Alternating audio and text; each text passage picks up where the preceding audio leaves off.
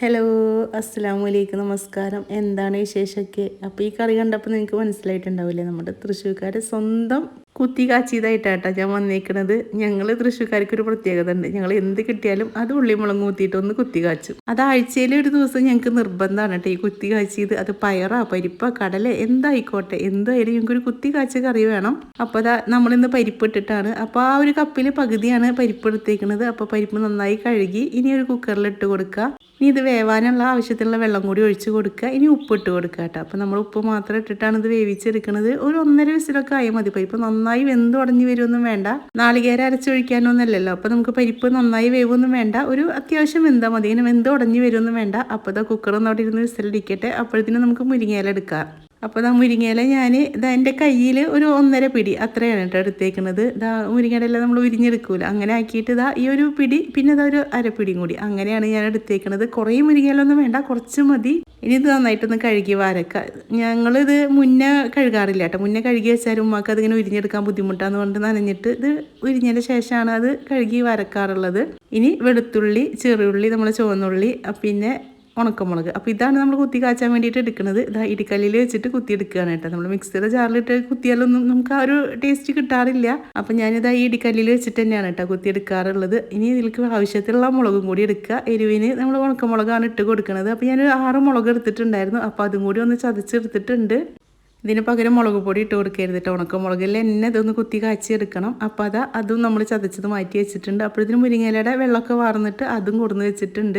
ഇനി കുക്കറൊന്ന് തുറന്ന് നോക്കി വെക്കുക. അപ്പോഴത്തേനും നമ്മുടെ പരിപ്പൊക്കെ വെന്തിട്ടുണ്ടാവും. ഇതാ കണ്ടില്ലേ, ഇതുപോലെ വെന്താൽ മതി. നന്നായി കണ്ട് വെന്ത് ഉടഞ്ഞു പോവുകയും ചെയ്യരുത്, എന്നാൽ വേവാതിരിക്കുകയും ചെയ്യരുത് കേട്ടോ. ഇതുപോലെ ആയാൽ മതി. അപ്പോൾ നിങ്ങൾ 2 വിസിലൊക്കെ അടിച്ചെടുത്താൽ സുഖമായിട്ട് പരിപ്പ് വെന്ത് വന്നിട്ടുണ്ടാവും. കണ്ടില്ലേ, ഇതാ ഇതുപോലെ ആകുമ്പോഴാണ് നമുക്ക് ആ ഒരു കഴിക്കണ സമയത്ത് ആ പരിപ്പിൻ്റെയും കൂടി ഒന്ന് ചെറുതായിട്ടൊന്ന് കടിക്കാൻ കിട്ടുള്ളൂ.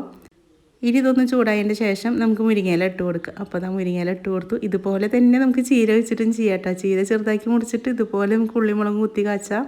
ഈ ഒരു കറി ഉണ്ടല്ലോ, കുത്തി കാച്ച കറി, അത് മാത്രം മതിയിട്ടാ നമുക്ക് ഒരു പറ ചോറുണ്ടാന്നൊക്കെ പറയില്ല, അത്രയും ചോറുണ്ടാൻ വേറൊരു കറിയുടെ ആവശ്യമില്ല കേട്ടോ. വേണമെങ്കിൽ ഒരു ഉണക്കമീൻ, അതും വേണമെങ്കിൽ മാത്രം, അല്ലാതെ ഒരു നിർബന്ധമില്ല. ഈ കുത്തി കാച്ച കറിയുടെ ഒരു ടേസ്റ്റ് ഉണ്ടല്ലോ, അത് നമ്മൾ വേറെ എന്ത് വെച്ചാലും കിട്ടില്ല. ഞങ്ങൾക്ക് നല്ല ഇഷ്ടമാണ് കേട്ടോ. ഞങ്ങളുടെ വീട്ടിൽ ആഴ്ചയിൽ 1-2 പ്രാവശ്യമൊക്കെ ഈ കുത്തി കാച്ച കറി ഉണ്ടാവും. എളുപ്പമാണ്, നമുക്ക് എല്ലാവർക്കും ഇഷ്ടമാണ്.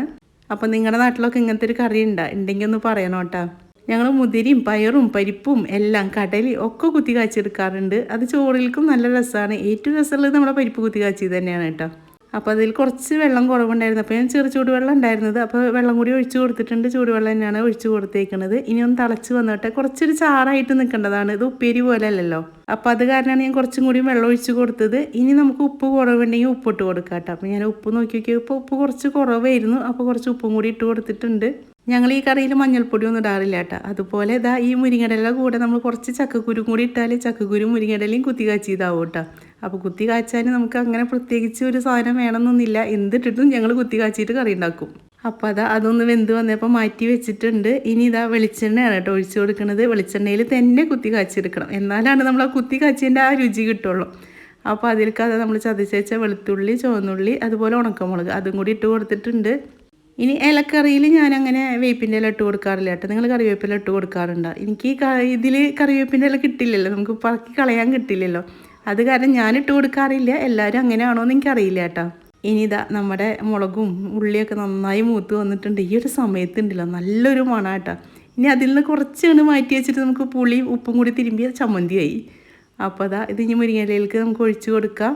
അപ്പോൾ ഇങ്ങനെ കുത്തി കാച്ചെടുക്കുമ്പോൾ നമുക്ക് 2 ഉണ്ട് കേട്ടോ കാര്യം. അതിൽ നിന്ന് കുറച്ചാണ് മാറ്റി വെച്ച് പുളിയും ഉപ്പും കൂടി തിരുമ്പി നമുക്കൊരു ചമ്മന്തി ആവുകയും ചെയ്തു. ചോറിലേക്കുള്ള കുത്തി കാച്ച മുരിങ്ങയില കറി ആവുകയും ചെയ്തു കേട്ടോ. അപ്പോൾ നിങ്ങൾ ഇതുപോലെ ഉണ്ടാക്കാത്തവരാണെങ്കിൽ ഒന്ന് ഉണ്ടാക്കി നോക്കി നോക്കൂ കേട്ടോ. അപ്പോഴാണ് നിങ്ങൾക്ക് അതിൻ്റെ രുചി അറിയുള്ളൂ.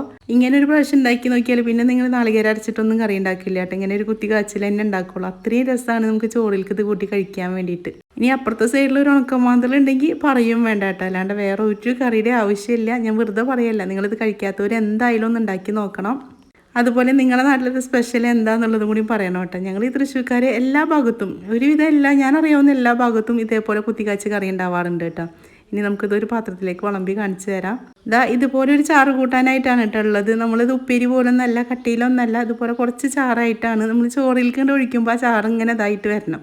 ഇനി ഇതുപോലെ ഉള്ളിമുളകും കുത്തി കാച്ചിട്ട് നമ്മളതിൽ നല്ല കഞ്ഞിവെള്ളം ഒഴിച്ച് അതിൽ കുറച്ച് മുരിങ്ങയിലയും കൂടി ഇട്ട് ഉപ്പ് ഇട്ടാൽ നമുക്ക് വേറൊരു കറിയായിട്ടോ. കുത്തി കാച്ചുകൊണ്ട് നമുക്ക് കുറേ കറികളുണ്ട്. ഞാൻ തന്നെ ഒരു 3-4 കറികൾ നിങ്ങൾക്ക് പറഞ്ഞു തന്നിട്ടുണ്ട്.